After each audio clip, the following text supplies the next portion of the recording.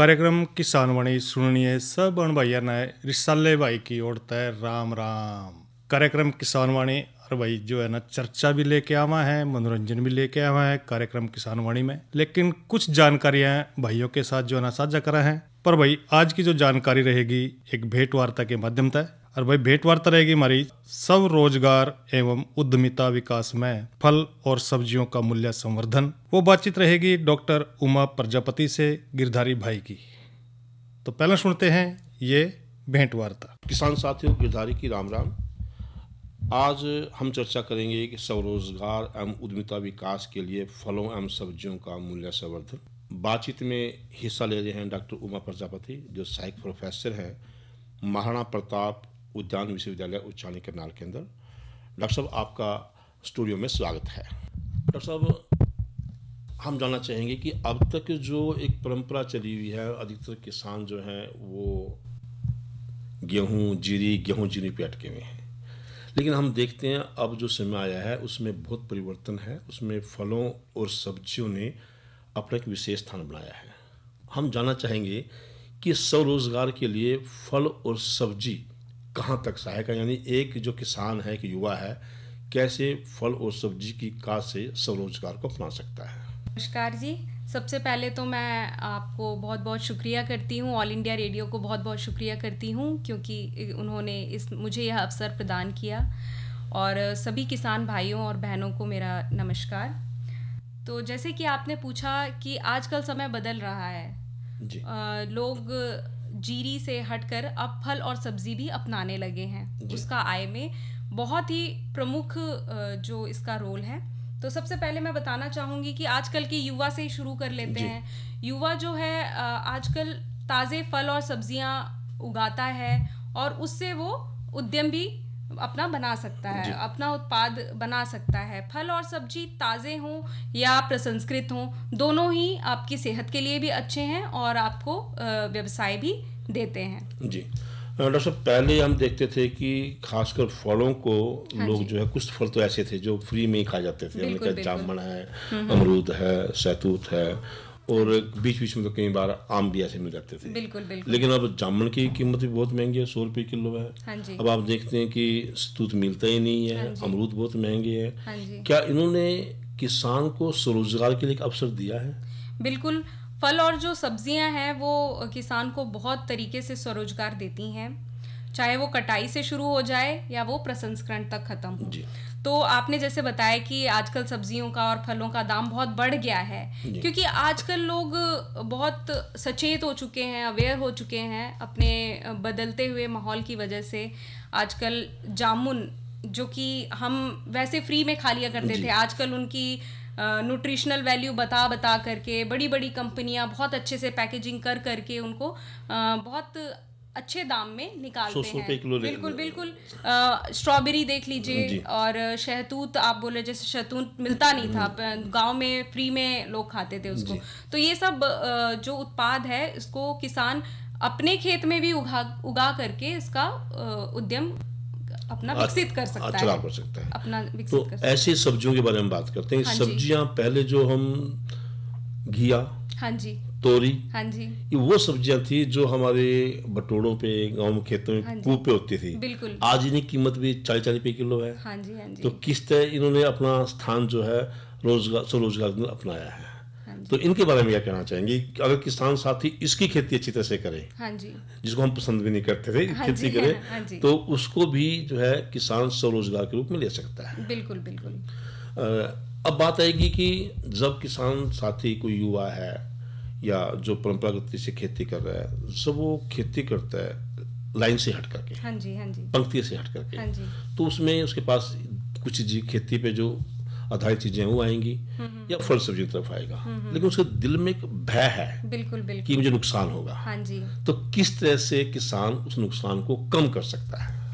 देखिए, जब हम कोई भी नया उद्यम या व्यवसाय शुरू करते हैं तो हमें खतरा तो महसूस होता ही है और हमें बहुत सारी चुनौतियों का भी सामना करना पड़ता है। तो सबसे पहले तो हम सही फसल का चयन करें, हमारी मिट्टी के लिए, हमारे वर्तमान जो ज़मीन है उसके लिए, या टेम्परेचर जैसा भी है, क्लाइमेट कैसा है, उसके हिसाब से क्या फसल सही है हम उसका चयन करें, कौन सी किस्म सही है उसका चयन करें, और मार्केट में किसकी वैल्यू है उसका चयन करें और उसको सही से हम उगाएं। यानी किसकी मांग ज्यादा है, किसकी मांग ज्यादा है उस पर ज्यादा फोकस करें। तो वो जो फसल है वो उगाएं, उसको सही तरीके से उसका रख रखाव करें, और बहुत साइंटिफिक तरीके से यदि आप उसका रख रखाव करें तो आप उससे अच्छी आय ले सकते हैं। आपको घबराने की कहीं पे भी ज़रूरत नहीं है। यदि आपका जो फसल है, फल है, सब्जी है, खराब भी होने लगे तो मैं तो यही कहना चाहूँगी उसको प्रसंस्कृत कर दीजिए, उसका वैल्यू एडिशन कर दीजिए। परेशान होने की ज़रूरत नहीं है। तो उसका आप वैल्यू एडिशन करेंगे तो आपका जो फसल जो खराब हो रही थी वो भी बच गई, और साथ में आपने उससे अपना आय भी उत्पन्न कर लिया। यानी ताजा तो बिकेगा, जो बच गया उसमें भी चिंता करने की बात बिल्कुल ज़रूरत नहीं है चिंता करने की, क्योंकि जैसे हम टमाटर की ही बात कर लें, आपने देखा होगा एक समय पर टमाटर 200 रुपए किलो भी था, 300-400, सब परेशान हो गए थे। तो मैं तो कहती हूँ उस टाइम पे टमाटर की जो प्यूरी है, चटनी है, कितनी बिक रही होंगी, है ना। तो वो सही समय था आपके टमाटर की प्यूरी निकालने का। तो यदि किसानों ने उस पर अगर ध्यान दिया होता या ध्यान दे सकते हैं, आगे आने वाले समय पे भी ये समस्याएं बनी रहेंगी। कभी प्याज महंगा होगा, कभी आलू, कभी टमाटर। तो इन सब चीज़ों को अगर हम ध्यान रखें और अपना जो उत्पाद है सही समय पर लॉन्च करें मार्केट में, तो वो हमें अच्छी आय दे सकता है। आपका कहने का मतलब है कि जो ये चीज़ें हैं, फल सब्जियां हैं, खाली किसान की आय ही इस पर निर्भर नहीं है, इस पे बहुत से बाकी वर्ग भी हैं, बहुत सारे वर्ग हैं। जैसे कि मैं आपको उदाहरण के तौर पे बताती हूँ, जैसे मान लीजिए आपके पास खीरा है, खीरा आपने सही समय पे तोड़ लिया, उसके लिए मैन पावर की ज़रूरत है। यानी आपको फील्ड में जाके देखने के लिए कोई होना चाहिए कि ये इतने साइज का हो गया है, अब इसको तोड़ा जा सकता है।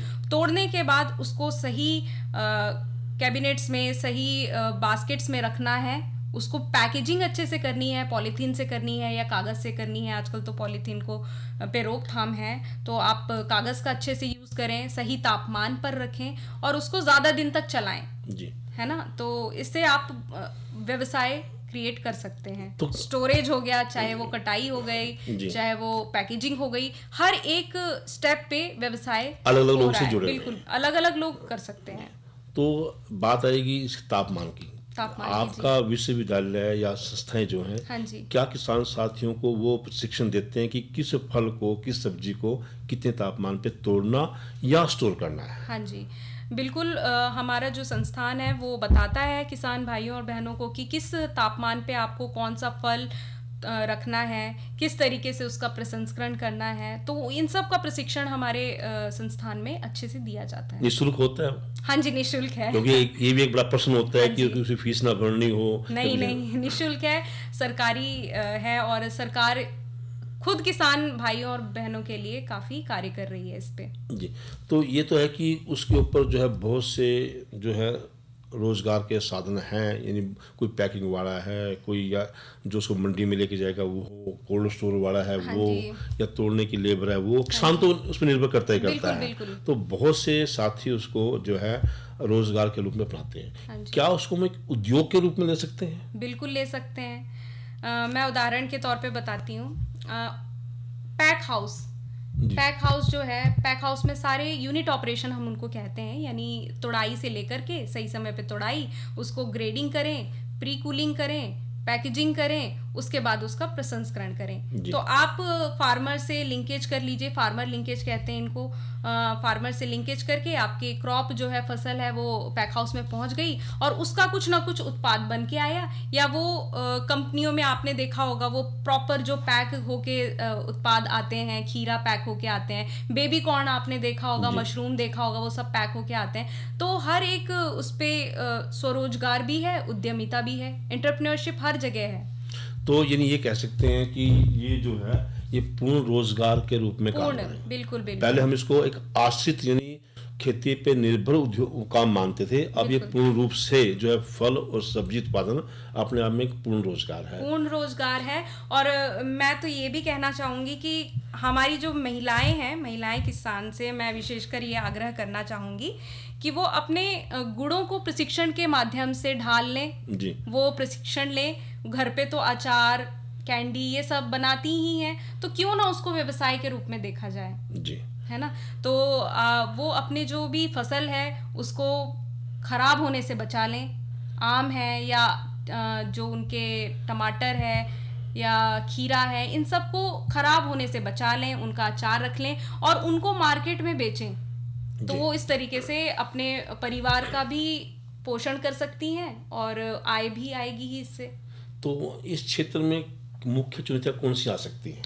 देखिए, सही जो फल और सब्जी है उनकी किस्में, सही किस्मों का चुनाव।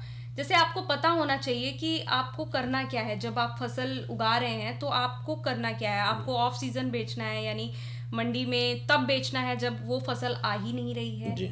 या तब उसको प्रोसेसिंग करके बेचना है, उसका प्रसंस्करण करके बेचना है। तो किसमें, या आपका जो जहाँ पे भी आप उगाएंगे वो तापमान उसके लिए सूटेबल है या नहीं है, ये सब आपको देखना पड़ेगा। और वहाँ मार्केट, सबसे बड़ी बात तो मार्केट की होती है कि उस जगह पे उस चीज़ की मार्केट है या नहीं है। तो ये सब छोटी छोटी चुनौतियाँ हैं, बट अगर आप दृढ़ संकल्प रखें और अगर आप अपनी मार्केट को पहले स्टडी कर लें कि मैं ये प्रोडक्ट बनाऊंगा या बनाऊंगी और ये सक्सेस होगा, तो वो ज़रूर सक्सेस होगा। इन मार्केटिंग एक मुख्य वो रहेगा। बिल्कुल मुख्य है, क्योंकि आपको पता होना चाहिए कि आपके कस्टमर कौन है जी, आप किसको बेचना चाहते हैं और किस मंडी में जाकर आपको भाव मिल सकते हैं, क्योंकि भाव का देखना बहुत जरूरी है, क्योंकि हर मंडी में अलग अलग कीमत होती है। हाँ जी। तो आज आप हमारे किसान साथियों को या फल उत्पादकों को, हाँ जी, या सब्जी उत्पादकों को क्या संदेश देना चाहेंगे? मैं तो यही कहना चाहूँगी कि देखिए, कोई भी आप व्यवसाय शुरू करेंगे तो शुरू में थोड़ी बहुत समस्याएं आती हैं, तो उन समस्याओं से ना डरें।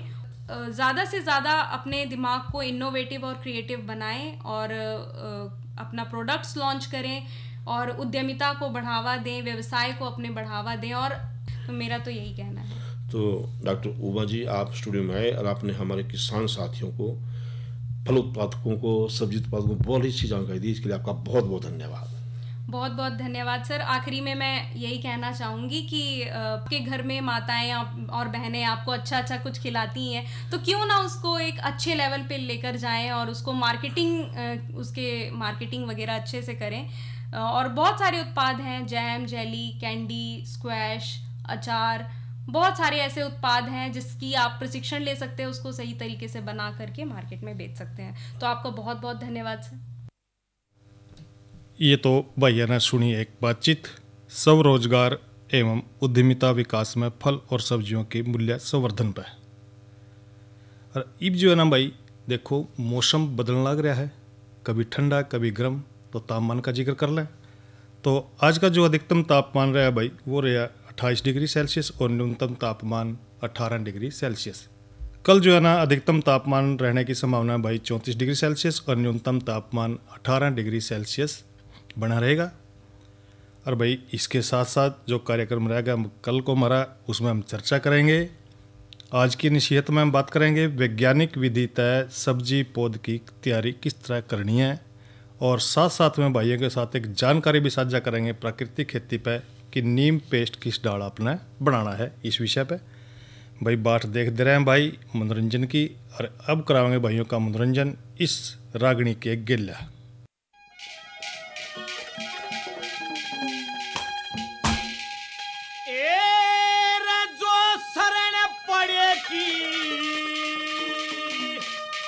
लाज राख ले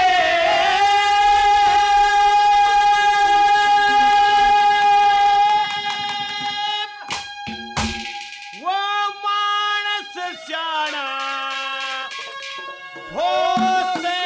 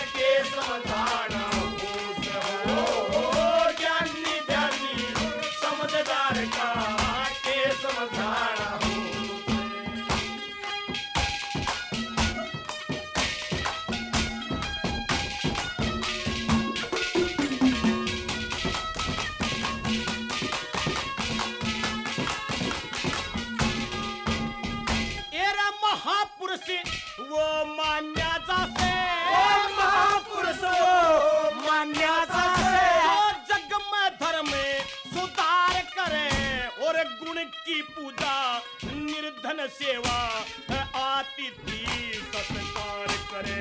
फिर पशु पखेरु जीव जानवर हर प्राणी ते प्यार करे। दया धर्म और ज्ञान ध्यान का घर घर में प्रचार करे। दया धर्म और ज्ञान ध्यान का घर घर में प्रचार करे। फिर पूजा सभी संसार करे। ओ पूजा सभी संसार करे। शीश झुकाना हो से ज्ञान समुदाय का के समझाना हो से। जो शरण पड़ेगी लाज राख ले मानस श्याना हो से। ज्ञानी समुदाय का के समझाना हो से। ज्ञानी समुदाय का के समझाना हो से।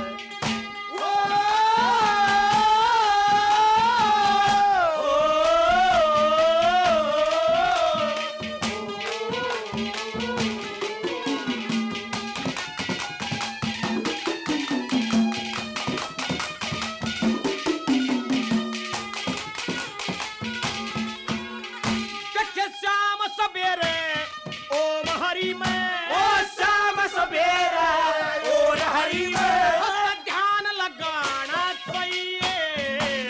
छीना झपटी घूस छोड़े कुछ करके खाना चाहिए। फिर बेबस दुखिया निर्धन मानस नहीं सताना चाहिए। बड़ी सभा में सच्चे दिल से भेद बताना चाहिए।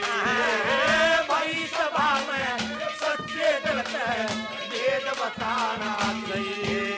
फिर वैद डॉक्टरी करू तके। वैद डॉक्टरी करू तके।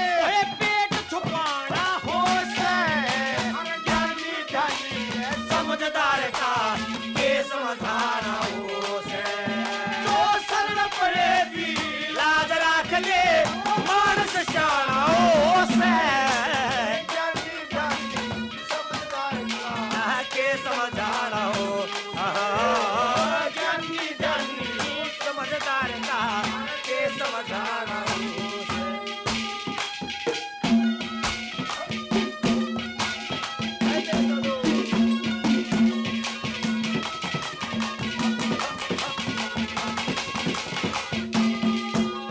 देखे जिंदगी भर में एक मिनट ना। ओ जिंदगी भर में एक मिनट ना।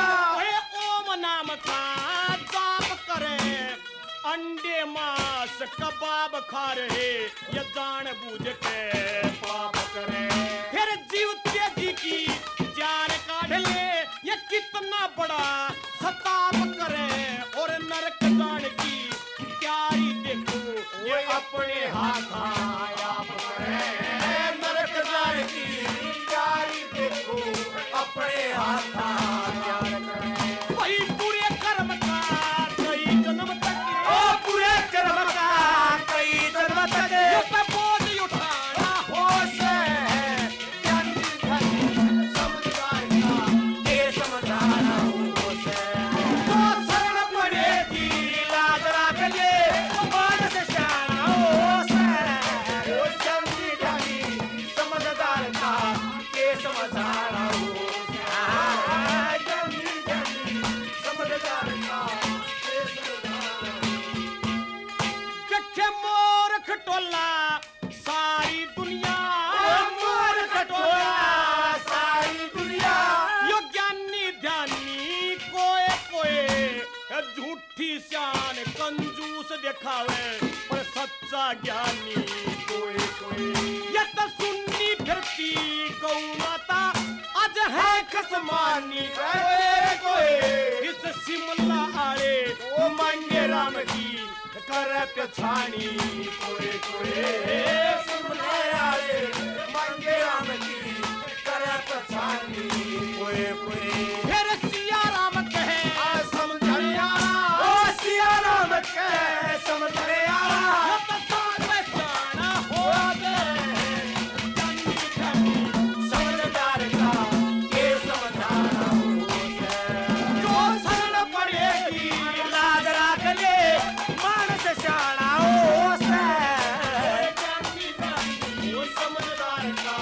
के समझाना हो ज्ञानी ज्ञानी समझदार का के समझाना हो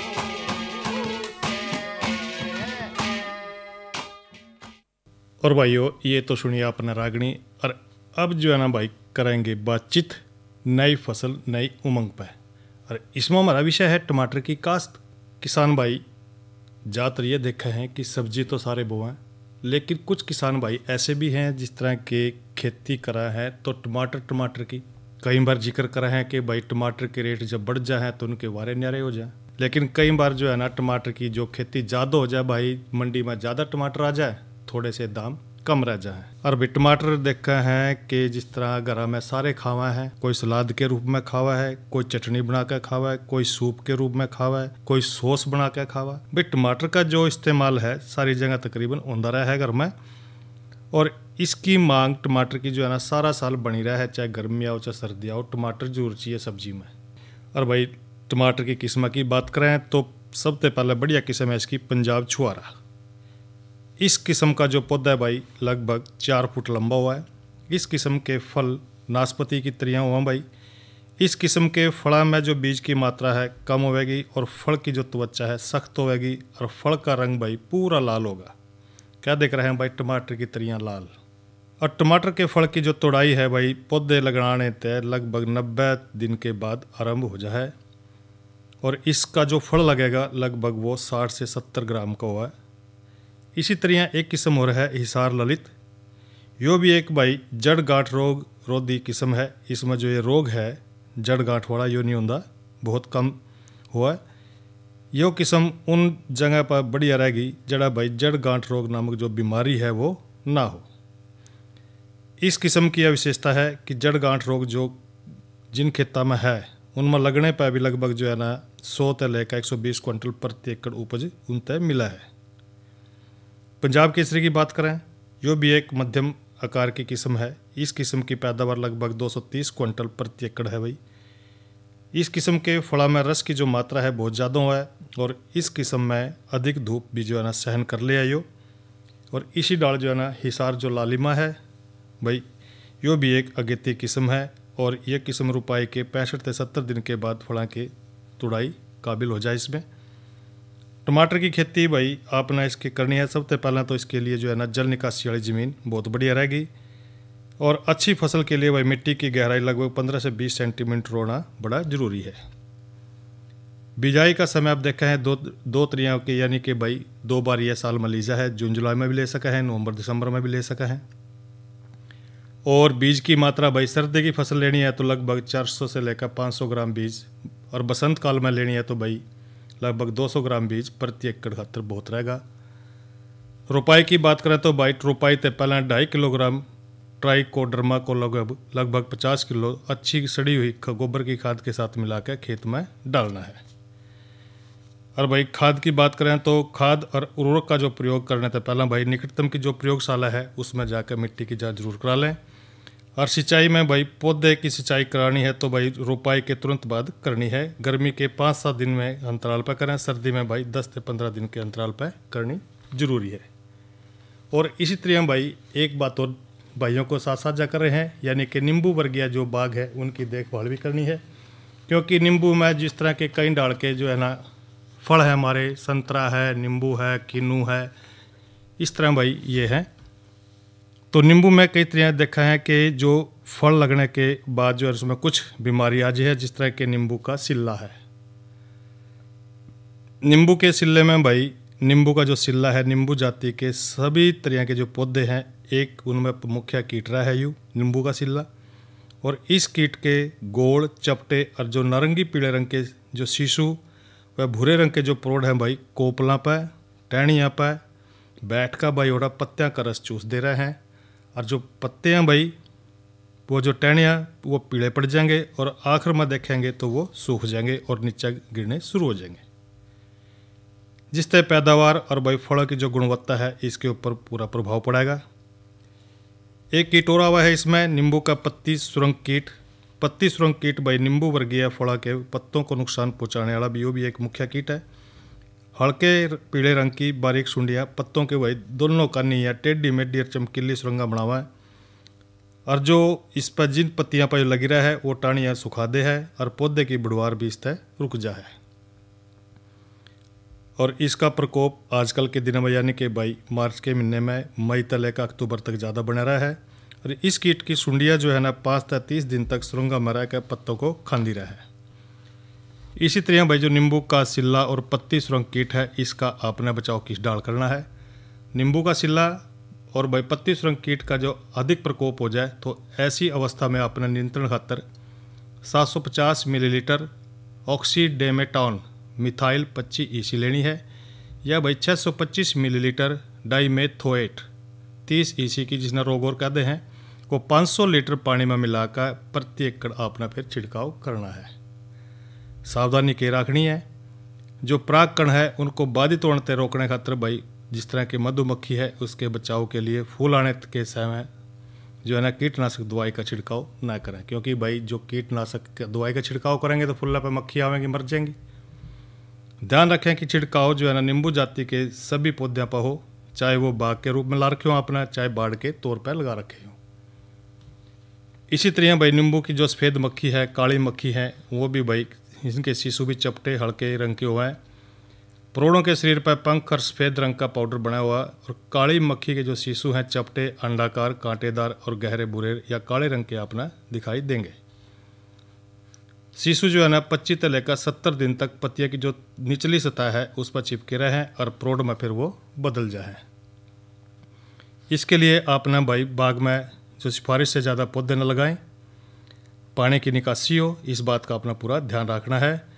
और इस कीट के नियंत्रण खातर भाई 500 मिलीलीटर तल जो है ना मोनोक्रोटोफास लेनी है और उसका छिड़काव आपने 500 लीटर पानी में मिलाकर करना है। तो भाई ये तो हमने बातचीत करी नींबू वर्गीय बागों की देखभाल पर। तो भाई इसी के गले जो कार्यक्रम किसान वाणी है संपन्न हो रहा है। रिसाले भाई ना दो इजाज़त। अच्छा भाइयों, राम राम।